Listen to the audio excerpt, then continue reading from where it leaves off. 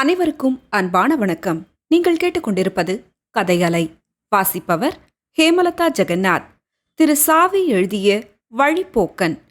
அத்தியாயம் 13. எங்கேயோ வானத்தில் மேகங்கள் கிடுகிடுவென்று குமுறிக் கொண்டிருந்தன. மழை வரப்போவதற்கு அறிகுறியாக அந்த அறையிலுள்ள விளக்கை சுற்றிலும் ஈசல்களும் விட்டில்களும் சூழ்ந்து வட்டமிட்டு கொண்டிருந்தன. சுந்தரம் எழுந்து போய் விளக்கை அணைத்தான். ஏன் விளக்கை அணைக்கிறீர்கள்? சகுந்தலா கேட்டாள். விளக்கின் ஒளியிலே மடியப் போகும் விட்டில் பூச்சிகளை சாகாமல் தடுப்பதற்குத்தான் என்று மறைப்பொருளாக அவளுக்கு எதையோ உணர்த்தினான் அவன்.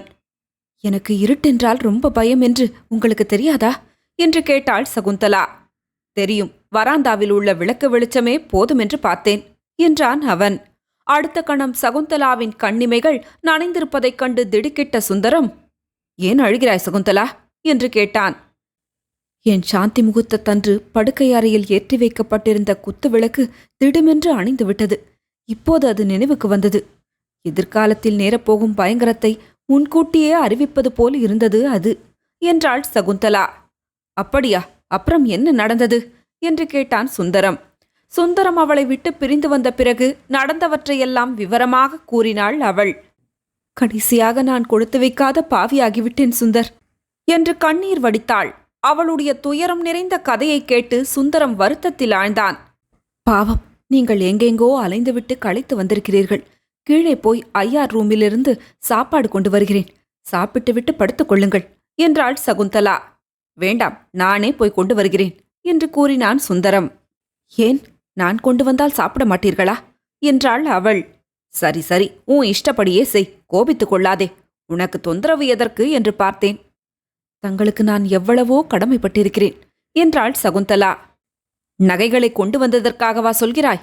ஷர்மா எனக்கு செய்துள்ள உதவிகளுக்கு இதெல்லாம் எம்மாத்திரம். ஆனால் பாவம், அந்த குறவனுடைய குடும்பத்தை நினைத்து கொண்டால்தான் வருத்தமாயிருக்கிறது. அவன் மனைவியும் குழந்தையும் ரொம்ப திண்டாடி கொண்டிருப்பார்கள். அவன் குடும்பத்தை காப்பாற்றுவதாக குறவனிடம் வாக்குறுதி அளித்துவிட்டு வந்திருக்கிறேன். கவலைப்படாதீர்கள் சுந்தர், அந்த குறவனுடைய குடும்பத்தை காப்பாற்றுவது நம்முடைய கடமை. அந்த பொறுப்பை நானே ஏற்றுக்கொள்கிறேன்.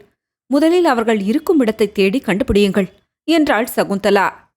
காமுவையும் ஷர்மாவையும் பார்த்துவிட்டு வந்த பிறகு என்னுடைய முதல் வேலை அதுதான் என்றான் சுந்தரம். எனக்கு கூட காமுவை பார்க்க வேண்டும் போல் இருக்கிறது. பாவம், அவளை பற்றி எண்ணும் போதே மனம் வேதனைப்படுகின்றது என்றாள் சகுந்தலா. காரியரை எடுத்துக்கொடு, நான் சாப்பாடு கொண்டு வருகிறேன். அவள் காரியருடன் 10 ரூபாய் நோட்டையும் எடுத்துக்கொண்டு வந்து கொடுத்தாள். என்னிடம் பணம் இருக்கிறது என்றான் சுந்தரம். இருக்கட்டும், எனக்கு சில்லறை வேண்டும். சாப்பாட்டுக்கு பணம் கொடுத்துவிட்டு அப்படியே சில்லறை வாங்கிக் கொண்டு வாருங்கள் என்றாள் சகுந்தலா. சகுந்தலா எத்தனை நாசுக்காக பேசி பணத்தை என்னிடம் கொடுத்து விட்டாள் என்று தனக்குள்ளாகவே அவள் திறமையை மெச்சிக்கொண்டான் சுந்தரம். அவன் சாப்பாடு எடுத்துக்கொண்டு திரும்பி வருவதற்குள் அவனுக்காக பெஞ்சு மீது தயாராக படுக்கையை போட்டு வைத்தாள் அவள். சற்று நேரத்துக்கெல்லாம் சுந்தரம் திரும்பி வந்தான். அவன் பசியுடன் இருப்பதை உணர்ந்து கொண்ட சகுந்தலா அவசர அவசரமாக இலையை பிரித்து போட்டு காரியரை திறந்து ஒவ்வொன்றாக பரிமாறினாள். உருளைக்கிழங்கு பொடிமாஸ் என்றான் சுந்தரம். அப்பளம் கூட இருக்கிறது என்றாள் சகுந்தலா. அவர்கள் இருவருக்கும் மாரியம்மன் திருவிழாவன்று மாங்குடியில் நடந்த சம்பவங்கள் நினைவுக்கு வந்துவிட்டன. மாங்குடியில் அன்று என் அம்மாவுக்கு தேள் கொட்டிவிட்ட போது நீ எனக்கு பரிமாறினாயே, அது ஞாபகம் இருக்கிறதா என்று கேட்டான் சுந்தரம். ஆமாமாமாம், அன்று இரவு வாசலில் போய் படுத்துக் கொண்டீர்களே, அது கூட நினைவிருக்கிறது என்று பதிலுக்கு கேலி செய்தாள் சகுந்தலா. நீ வாசல் கதவை தாழ்பால் போட்டுக்கொண்டாயே, அது நினைவிருக்கிறதா என்றான் சுந்தரம். அப்புறம் கதவை தட்டி உள்ளே வந்து படுத்துக் கொண்டீர்களே, அது நினைவிருக்கிறதா என்றாள் சகுந்தலா. காற்றில் விளக்கு அணைந்ததே, அது நினைவிருக்கிறதா? பூனை போல் வந்து என் காலை மிதித்தீர்களே, அதை மறந்து விட்டீர்களா என்றாள் சகுந்தலா. நீ அலறிக்கொண்டு எழுந்து ஓடினாயே என்று சிரித்தான் சுந்தரம்.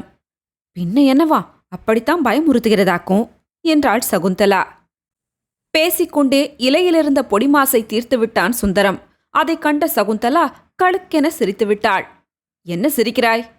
இலையில் வைத்த பொடிமாசை காணோமே என்று சிரித்தேன். பொடிமாஸ் ரொம்ப பிரமாதம். ஹோட்டல் சமையல்களை புகழ்கிறீர்களாக்கும், இதில் எனக்கென்ன பெருமை? நீ சமைத்து போடு, உன்னையும் புகழ்கிறேன். தங்களுக்கு சமைத்து போட்டுக் கொண்டிருக்க வேண்டிய கைதான் இது. அவள் குரலில் வருத்தமும் ஏக்கமும் தொனித்தன. சுந்தரம் அளவுக்கு மீறியே சாப்பிட்டு விட்டான். பிறகு, உனக்கு ஏதாவது மிச்சம் வைத்திருக்கிறேனா இல்லையா சகுந்தலா என்று சிரித்துக்கொண்டே கேட்டான். உங்களை பார்த்தது முதலே என் உள்ளமும் வயிறும் மகிழ்ச்சியால் நிரம்பி கிடக்கிறது. எனக்கு சாப்பாடு கூட வேண்டியதில்லை. நாம் எப்படியோ இருந்திருக்க வேண்டியவர்கள். தன் ஏக்கத்தை பெருமூச்சாக வெளிப்படுத்தினாள் அவள். விளக்கு எரிந்து கொண்டிருந்தது. சுந்தரம் தனக்கு வந்த தூக்கத்தை கொட்டாவிகள் மூலமாக போக்க முயற்சித்துக் கொண்டிருந்தான். பாவம், களைத்து போயிருக்கிறீர்கள் என்றாள் சகுந்தலா. உடல் களைப்பு, உள்ள களைப்பு, உண்ட களைப்பு மூன்றும் சேர்ந்து என்னை வாட்டுகின்றன. தாங்கள் இந்த பெஞ்சு மீது படுத்துக் கொள்ளுங்கள், படுக்கை போட்டு வைத்திருக்கிறேன் என்றாள் சகுந்தலா. நான் வராந்தாவில் படுத்துக் கொள்கிறேனே. சுந்தரம் தயங்கினான். வேண்டாம், மழை பலமாக வரப்போகிறது, இங்கேயே படுத்துக் கொள்ளுங்கள் என்றாள் அவள். சுந்தரம் படுத்துக்கொண்டான். சகுந்தலா அந்த பெஞ்சுக்கு அண்மையிலேயே இன்னொரு விரிப்பை எடுத்து உதறி தரையில் போட்டுக்கொண்டு நகைப்பெட்டியை தலைக்கு அணையாக வைத்துக்கொண்டு படுத்தாள். படுத்தவள் உடனே எழுந்து போய் அரைக்கதவை சாத்தி தாளிட்டு விட்டு வந்தாள்.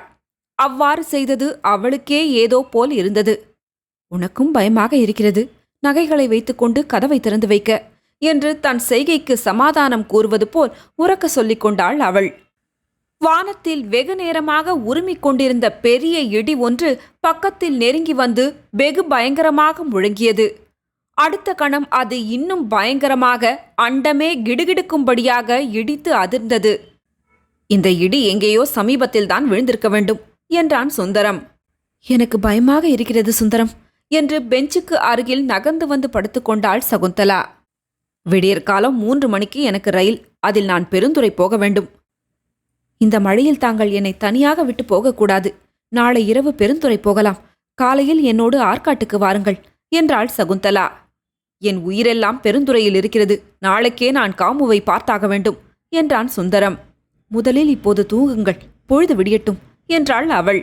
சுந்தருக்கு தூக்கம் வரவில்லை. திடீரென்று எங்கிருந்தோ கம்மென்று வீசிய மல்லிகை மணம் அவனை கிறங்கச் செய்தது. இந்த மணம் எங்கிருந்து வருகிறது என்று புரியாமல் கேட்டான் அவன். உங்கள் தலையணைக்கு அடியிலிருந்து என்றாள் சகுந்தலா. தலையணைக்கு அடியிலிருந்தா? ஆம், நீங்கள் சாப்பாடு கொண்டு வரப் போயிருந்த போது மீண்டும் அந்த பூக்கார கிழவி வந்தாள். நான் தான் ஒரு மல்லிகை சரத்தை வாங்கி உங்கள் தலையணைக்கு அடியில் வைத்தேன். தங்களுக்கு மல்லிகைப்பூ வாசனை என்றால் ரொம்ப பிடிக்குமே. சுந்தர் எழுந்து தலையணைக்கு கீழிருந்த மல்லிகை சரத்தை எடுத்து அப்பால் வீசி எறிந்தான். அதை ஏன் எரிந்து விட்டீர்கள்? உங்களுக்கு பிடிக்கவில்லையா? கசங்கிய மலர்தானே, இனி எதற்கு அது என்றான் அவன். மலர் கசங்கிய போதிலும் அதற்குள்ள மனம் போய்விடவில்லையே. உனக்கு தூக்கம் வரவில்லையா? எனக்கு தூக்கம் வராது. மணி 11 இருக்கும். பலமாக வந்த மழையை வேகமாக காற்று எங்கேயோ அடித்து கொண்டு போய்விட்டது. சகுந்தலா மெதுவாக எழுந்து சுந்தரின் முகத்தை பார்த்தாள். அவன் அயர்ந்து தூங்கிக் கொண்டிருந்தான். அப்படித்தான் அவளுக்கு தோன்றியது. சகுந்தலா அவனுடைய தழும்பேறிய தலையையும் வலது கையையும் தொட்டு பார்த்தாள். அவள் கண்கள் சிந்திய வெம்பனி துளிகள் அவன் மீது விழுந்தன. பிறகு பேதையின் உள்ளத்தில் என்னென்னவோ எண்ணங்கள், ஆசைகள். அப்புறம் அவள் எப்போது தூங்கினாளோ, காலையில் கண் விழித்து பார்த்தபோது சுந்தரை காணவில்லை. சுந்தர் எங்கே? சுந்தரம் கண் விழித்து பார்த்தபோது சகுந்தலாவின் குருத்து போன்ற தந்த கரங்கள் தன் மீது கொடியோடி இருப்பதைக் கண்டான். அந்த கொடிகளை மெதுவாக அப்பால் நகர்த்திவிட்டு சந்தடி செய்யாமல் 3 மணி ரயிலுக்கே எழுந்து போய்விட்டான். அவள் பெருமூச்சு விட்டாள். ஆண் பெண் உறவுக்கு சமூகம் விதித்திருந்த எல்லை கோட்டை மீறி விடுவதற்கு இருந்த தன்னை, இயற்கையின் சக்திக்கு பலியாகி விடுவதற்கு இருந்த தன்னை சுந்தரம் காப்பாற்றிவிட்டான் என்பதை அறிந்தபோது அவள் பரவசமானாள். அவர் எத்தனை உத்தமமானவர்! அவள் பெருமூச்செறிந்தாள். உணர்ச்சிகளை கட்டுப்படுத்தும் ஒவ்வொரு வினாடியும் ஒரு வெறியல்லவா? இரவு அவள் விட்ட பெருமூச்சுகளுக்கும் எத்தனை வித்தியாசம்! தொடரும். கதையாலே உங்களுக்கு பிடிச்சிருந்ததுன்னா உங்க நண்பர்களோடும் உறவினர்களோடும் பகிர்ந்துக்கோங்க. நன்றி.